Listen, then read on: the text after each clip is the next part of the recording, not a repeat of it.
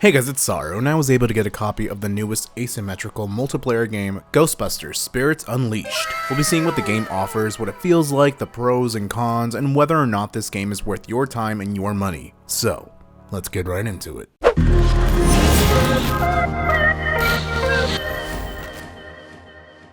Oh, it's been a while since I've said that, huh? Now, before I begin, this video is sponsored by Illfonic. As I said previously, they did send me an advanced copy of the game so that I could check it out, so thank you to Illfonic who created this game for the copy. As a disclaimer, however, this video being sponsored does not impede nor affect my overall review, and I will always be honest about what I think about a game. But if you've been with this channel for a long time, and you know clearly there must be something that I like about the game, otherwise there wouldn't be a video whatsoever. I guess unless I was contractually obligated, but otherwise there wouldn't be a video. So, I had first heard of this game maybe earlier this year, and that was around the time that I was looking into other similar games like Phasmophobia, which, ironically enough, I actually never did play. However, I did notice this game, and I wanted to keep an eye out for it, and I did. Fast forward to October, and the game is about to release, and luckily enough, the team that made this game just so happened to offer me a copy. So I guess life kind of works out sometimes. But actually getting into the game itself, I enjoy the classic song that everyone should know by now. How's it go? If there's something strange in this game review, who you gonna call? My lawyers. Unfortunately, I can't show you the part with the classic theme song, or this video would be flagged due to copyright issues, which they've basically told everybody, just try to mute this part, so I did in one way or another, I guess. Regardless, unless you're really young, then you should know this song by now. But checking the settings of the game, everything seemed normal, your usual modern settings that you can adjust based on what you'd like in your game experience to be like, including some nice accessibility options for people that need them. And this is becoming more common these days, which is really nice. But if you're something like colorblind, then this has that kind of support as well. I found the movement to be rather nice in the game, and the atmosphere and graphics, although I will say that the characters were a little bit cartoony. I mean, yeah, it is, you know, a cartoon game-ish, but the rest was pretty neat. Honestly, it kind of felt like a strange version of Fortnite in terms of graphic fidelity, but I don't want to blame that on Unreal Engine 4 because not all Unreal Engine 4 games look like that. But yeah, I did find a weird comparison with that, I guess. I did find as well there to be character customization, which, although limited, you really could have either a man's voice in a female's body or vice versa, which is not very common these days. But it was cool to have it for anybody that identifies one way or another, and there were also lots of accessories and outfits that you could just freely choose from and earn in-game. With my character, I decided to go with the pumpkin head for the classic Terra Sarumonin Halloween look because it's Halloween, so it's only fair. Now, learning how to use my gadgets and gear, I found the effects to be really interesting, though at least initially, no matter what I chose for my settings, the FPS would just drop, just like this basically.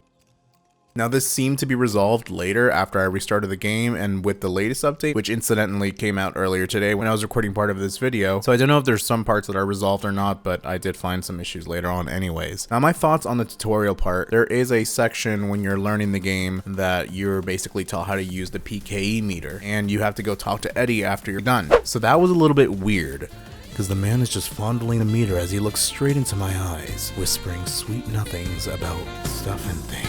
Oh man, is it getting hot in here? It's just me. Anyways, the tutorial itself was pretty simple to follow, and I think most people would have no issues understanding how to play the game itself. But because there was no keyboard layout to see what does what in the settings, which is strange, did find that to be a little off-putting because in some games I like to change the keybinds. Maybe it's just me, I don't know. But again, it could have just been me, at least that's what I saw. Maybe I missed it for 10 minutes, but I didn't see it. But moving along, the tutorial itself was nice until, again, the FPS drop ruined my entire vibe. I found that when you try to comfort the random people in the area that's being haunted, that was pretty cool. And I enjoyed the fact that it was like a quick time event in order to accomplish the comfort, which I imagine would be rather insane in a full online match, which for the purposes of this video I did not record. Now, using my gear and losing FPS really didn't allow me to enjoy the tutorial as much, but I have to say that the usage of the space reflections based on your gear and the ghost, it was really cool. I ended up noticing it after having the FPS down to 0 for a second or two, and so you get to enjoy the scenery, I guess. For my first offline match with bots, that was not too shabby, but at this point I had enough of the optimization issues. That is, until I got the update and managed to record a bit more earlier today. For example, in the prison map and taking down some ghosts, that felt really good. Just the overall sensation was really nice with stable FPS. Maybe it was that the update helped, or maybe DLSS finally activated after restart. Who knows? I really don't know, but whatever it was, it definitely helped me in enjoying the battle. After a few matches and earning more and more XP to unlock cool level cosmetics, I felt like I understood what the game was to offer. That was, at least, until I noticed the discovered clipping section in Ray's room, which allows for players to find little collectibles in order to learn more about the story of the game and those particular hauntings. That and the side hustles, which are simply daily and weekly quests or missions that the player can do for extra XP and other rewards. I did try my hand at being a ghost,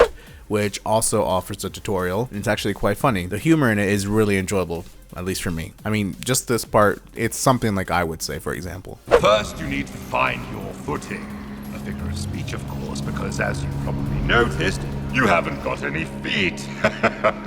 But there too, I had found a few FPS drops. So I'm not sure what's up with that, but in situations, especially when you're trying to calm a person down, and it's a quick time event, and the FPS drops and you can't do anything about it, it basically just fucks everything up, in my opinion. Because if you miss it, then basically they get scared. So it's like you did nothing, essentially. Still, back on the ghost topic, I thought it was fun, perhaps a little too overtuned, maybe. In a lot of ways, this reminded me of early Dead by Daylight, where the killers would be almost always the winners, but I found that really depends on the ability and skill, and in this case, at least in this particular game, it's mostly coordination really. So overall, I found the game to be rather enjoyable, though as I may have mentioned, maybe you missed it, a bit unoptimized. Especially it being in Unreal Engine 4 and with so many tools to provide optimization.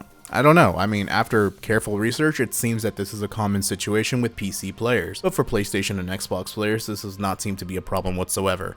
So make of that as you wish. Regardless, I found this game to be quite enjoyable, like I said. The customization was nice. I enjoyed that I could go back to the cutscenes of the game by simply visiting the TV in the main room. The gear and gadgets upgrade were a really nice touch and can probably change the meta for coordinated players if they wanted to do certain strategies. Since every upgrade has pros and cons, like any other game, I think this would be a really cool way to kind of strategize in which way you want to go where. And since it's free to switch, that's also pretty neat. I found that as a buster that you can go back to your gear, kind of repair things, or change your gear on the fly if you really wanted to. That was really interesting because you don't really see that in a lot of games like these. You usually just go with what you're given or what you've chosen and you're kind of stuck with that for the battle. But you can kind of switch things up on the fly if you really wanted to just by going to the cart. I mean, that's not what it's called, but I call it the cart, which is basically where you spawned originally. As for the graphics, I thought they were nice, though again, I felt the characters themselves had a case of Fortnite-itis. Movement-wise, I found it to be alright and thought it was a really cool feature to add things like grappling hooks and parkour in a small way for the busters themselves. It's not something that's 100% needed, nor is it something that a player needs to 100% learn, but it's there kind of for convenience, and it's a really cool way to get around if you really want to go and chase the ghost. So overall, yeah, I thought it was a fairly decent game that just needs quite a bit of help in the optimization department, though I'm sure that can come in time. Why it didn't come at launch is beyond me, but those are my own thoughts. So, what do you guys think about Ghostbusters Spirits Unleashed? Is it a game that you might want to play? Might want to try? Have you played it already? And if so, what did you think? Let me know in the comments below and we'll talk about it. And once again, a special thanks to Illfonic for the copy of the game. Hopefully my little review here won't affect our relationship, but there you go. Alright guys, thanks for watching. Make sure to subscribe and click that adorable fucking bell to know when I upload a brand new video. And don't forget to come join my Discord if you want to chat and hang out. Much love and as always, till next time friends.